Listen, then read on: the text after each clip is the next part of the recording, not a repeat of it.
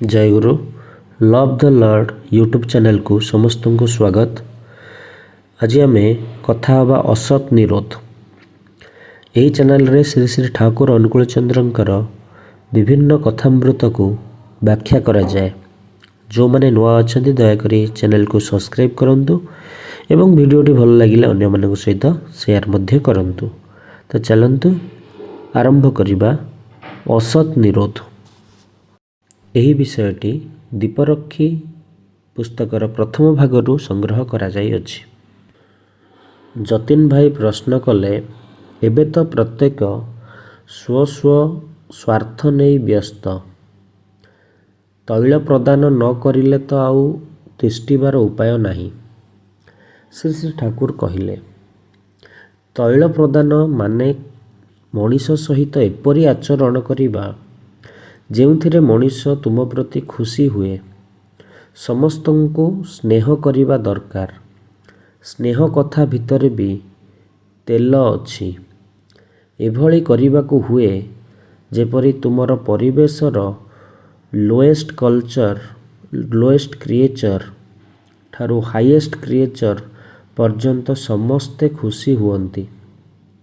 एई प्रकार चलिबा भितर देई मनीष तुम प्रति अटैच्ड बा आकृष्ट हेबे। एथिरे जा हुए शासन रे ता हुए ना। शासन हेउची दंड, गोटिए आपात क्यूरेटिव माने आपात संशोधक। धर तुम निकट को गोटिए कुली आसीछि, ताकू कहिल, हे मधु सकाळे चा खाइछु। यह भीतर देई से अनेकटा उद्दीप्त होई उठे। हुए तो तार लुगाटा टिकिए छिंडी जाइछि, तुमे ताकू खंडे लुगा देल। से भाबिला, अरे बाबा, बाबू तो सहज नुहे, किभली बाबू। मनीष बेसी चाहे ना, किंतु से जेतिकी पाइब ता हृदय देबा दरकार। कुली माने हुए तो अल्प टंका रोजगार करती, किंतु कथाकथित भद्रलोक अपेक्षा कुली मानंक भितरे लविंग हार्ट बेसी मिली थाए। मनीषर सेवा करी ही सेमाने पैसा उपार्जन करती। सेवार अनुग्रह तुमे भी खाओ, मु भी खाए, राजा भी खाए, माने राष्ट्र भी खाए। किंतु ता भितरे मनीष को जेते सर्विस दिए से सेते बड़ प्रसाद भोजी हुए। एई प्रसाद भली संदीपनी आउ किछि ही नाही। तो जतिन भाई पचारे, अच्छा कौनसी स्थान रे गोटिए अन्याय देखिले सही अन्याय को सेतेबेले जेभली पारिबी निरोध करिबी तो? श्री श्री ठाकुर कहिले, अन्याय को निरोध करिबा को गले ही तार नीति अछि। जे जेते विरोध न करी निरोध करे तार निरोध सेते मिठा, आउ जे जेते विरोध करे तार विरोध सेते खटा। यह बुझी जा करिबा दरकार ता करिबा को हेबो। पुणी करू करू बोध भी बढ़ी जिवो। एहा परे श्री श्री ठाकुर गोटे छोट बाणी देले। बाणीटी हेला, दुर्दश हुओ किंतु ता दुर्दांत दक्षतारे। बाणीटीर प्रकृत तात्पर्य जिज्ञासा करा हेला। श्री श्री ठाकुर कहिले, तार माने हेला तुमे दक्षता नहीं दुर्दश हुओ। दक्षता विहीन दुर्दश हेबाकू गले मनीष उपरे अत्याचारी होई उठिबो। तापरे सुधांशु दास पचारिले, संसार रे चलिबाकू गले फणा मुंडरे आघात देबार दरकार अछि। उत्तर रे श्री श्री ठाकुर कहिले, फणा मुंडरे आघात देब ताकू भांगिबा लागी नुहे, ताकू गढ़िबा लागी। आघात देले मनीष पुणी अनेक समय रे पागल होई जाए। गाली देबाकू हेले भी एभली भावे गाली देब जेपरि सेटा मिठा हुए। गाली देबार धरण अछि तो? आउ एक दिनर कथा। प्रातः काल श्री श्री ठाकुर जामतला श्रीअंगनर गृहरे उपविष्ट। तपोवन विद्यालयर शिक्षक क्षितिशदा ओ भोलादा अछंती। विद्यालय संक्रांत कथाबार्ता चलीछि। क्षितिशदा छात्र मानकु शासन करिबा पद्धति संबंध रे जानिबाकू चाहिए। ଶ୍ରୀ ଶ୍ରୀ ଠାକୁର କହିଲେ, ଯେତେକ୍ଷଣ ପର୍ଯ୍ୟନ୍ତ ତୁମେ under the control of A teacher ରହିବ ସେତେକ୍ଷଣ ପର୍ଯ୍ୟନ୍ତ କୌଣସି ଶାସନର ପ୍ରୟୋଜନ ନାହିଁ। କିନ୍ତୁ ଯେ ମୁହୂର୍ତ୍ତରେ ତାଙ୍କ ଶାସନର ବାହାରେ ଯାଇ ଅନଡିଜାରେବଲ୍ ସମଥିଙ୍ଗ କର ସେ ମୁହୂର୍ତ୍ତରେ ଶାସନର କଥା ଆସେ।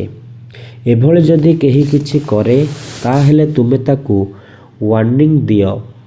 First time, second time, third time ପର୍ଯ୍ୟନ୍ତ ୱାର୍ଣ୍ଣିଂ ଦେଲେ ଥାର୍ଡ଼ ଅଫେନ୍ସ ହେଲେ ଗାର୍ଡ଼ିଆନ ନିକଟକୁ ରିପୋର୍ଟ ଦେବା ଦରକାର। କହିବାକୁ ହୁଏ ଆମେ ବାଧ୍ୟ ହେବୁ to expel your son. Fourth time ହୁଏତ ଏକ୍ସପେଲ୍ଡ କରିଦେଲ। କ୍ଷିତିଶଦା କହିଲେ, କେତେଜଣ ପୁଣି ଦଳ ବି ବାନ୍ଧନ୍ତି। ଶ୍ରୀ ଶ୍ରୀ ଠାକୁର କହିଲେ, ସେସବୁ କଥା ଛାଡ଼ିଦିଅ, ଦଳ ତ ବାନ୍ଧେ। କ୍ଷିତିଶଦା କହିଲେ, ଆମମାନଙ୍କ ବିରୁଦ୍ଧରେ ନାନା ପ୍ରକାର କଥା ବାହାରେ ଶୁଣିବାକୁ ପାଏ। ଶ୍ରୀ ଶ୍ରୀ ଠାକୁର କହିଲେ, କଥା ହେଲା ତ କ'ଣ ହେଲା? କିଭଳି ଭାବରେ କ'ଣ କରିବାକୁ ହୁଏ ତୁମେମାନେ ଜାଣ। ଯେଉଁମାନେ କହନ୍ତି ସେମାନଙ୍କ କଥାକୁ ତୁମେ କେୟାର କର କାହିଁକି? ପୁଣି ଧର ଯେମିତି କେଷ୍ଟଦା ଅଛି ତା ନିକଟରେ ତୁମେ ଷ୍ଟୁଡେଣ୍ଟ, ସେ କଥା କହିବନି? ତୁମମାନଙ୍କ ନାଁରେ ମିଥ୍ୟା କଥା କହିବି ଯଦି କେହି ଚାର୍ଜ କରେ ବା ଅଭିଯୋଗ କରେ ତୁମେମାନେ ନିଜ ନିଜକୁ ଆଡ଼ଜଷ୍ଟ କରି ନେଇ ଚାଲ। ତୁମମାନଙ୍କ ଷ୍ଟୁଡେଣ୍ଟମାନେ ମଧ୍ୟ ତୁମମାନଙ୍କୁ ସେହିଭଳି ଦେଖି ଦେଖି ଶିଖନ୍ତୁ। କ୍ଷିତିଶଦା ସ୍କୁଲର ଜନୈକ ବିଶିଷ୍ଟ କର୍ତ୍ତା ବ୍ୟକ୍ତିଙ୍କ ନାମରେ ଗୋଟାଏ କଥା କହିଲେ। ସେ କର୍ତ୍ତା ବ୍ୟକ୍ତି ହୋଇ ମଧ୍ୟ ଏଭଳି ଅନ୍ୟାୟ କରନ୍ତି। ଶ୍ରୀ ଶ୍ରୀ ଠାକୁର କହିଲେ, ସେ ସବୁ କଥା ଛାଡ଼ିଦିଅ। ମୁଁ ଯାହା କହେ ସେତକ ଠିକ୍ ରହିଲେ ହୁଏ। ଜଣେ ମଣିଷ ନିକଟରେ ତୁମେମାନେ ଠିକ୍ ରୁହ, ସେ ତୁମମାନଙ୍କୁ ଯାହା ଇଚ୍ଛା ତା କରିବ। ତୁମେମାନେ ସେଥିଲାଗି ପ୍ରସ୍ତୁତ ରହିବ। ତୁମେମାନେ ଅନୁଶୀଳନ କର। ସମସ୍ତ ବିଷୟ ଦେଖି ଏକାକୀ ପଢ଼ାଇ ପାର ସେ ଅଭ୍ୟାସ କର। କାରଣ ଭବିଷ୍ୟତ ଆଡ଼କୁ ଲକ୍ଷ୍ୟ ରଖି ପଢ଼ାଇବା ଦରକାର ହେବ ତ। ଜଣେ ମାଷ୍ଟର ଯେପରି ISC ପର୍ଯ୍ୟନ୍ତ ପଢ଼ାଇ ପାରେ ନିଜେ ସେହି ଭାବେ ଆଡ଼ଜଷ୍ଟ ବା ନିୟନ୍ତ୍ରିତ ହୁଅ। ତାପରେ ଭୋଳାଦା କହିଲେ, ଆମର ରାସବିହାରୀ ଭାଇ ଟିକିଏ ମାରଧର କରନ୍ତି। ଶ୍ରୀ ଶ୍ରୀ ଠାକୁର କହିଲେ, ମାରନା। ମାରିଲେ ଆଉ ନ ମାରି କିପରି ଭାବେ ଭଲ କରାଯାଏ ତା ଜାଣିପାରିବ ନାହିଁ। ସମସ୍ତଙ୍କ ଉପରେ ହିଁ ଭୟ ମିଶ୍ରିତ ଶ୍ରଦ୍ଧାର ଆଧିପତ୍ୟ କରିବା ଦରକାର। ତୁମେ ଯଦି ପରିସ୍ରା କର ତା ଭିତର ଦେଇ ବି ଉକ୍ତ ଲଭିଂ ଆୱେ କମାଣ୍ଡ କରିବା ଦରକାର। ତୁମର ବିହେଭିଅର ଚଳନ ହୁଏତ ଏପରି ହୋଇଯାଏ ଯେ ପିଲାମାନେ ଆଉ ତୁମକୁ ମାନୁନାହାନ୍ତି। ଦେଖ, ପିଲା ମଣିଷ କରିବା ଅପେକ୍ଷା କଠିନ କାମ ଆଉ କ'ଣ ଅଛି କି ନାହିଁ ମୁଁ ଜାଣେନା। ଜାଣେ ମୁଖ୍ୟମନ୍ତ୍ରୀ ବି ୟା ଅପେକ୍ଷା ବଡ଼ କାମ କରେନା। ଜଣେ ଲୋକର କ୍ୟାରେକ୍ଟର, ବିହେଭିଅର ସବୁ ଠିକ୍ ଭାବେ ମାଲୁମ କରି ଗଢ଼ି ତୋଳିବା କ'ଣ ସହଜ କଥା? ପିଲାକୁ ପଢ଼ିବା ଦରକାର।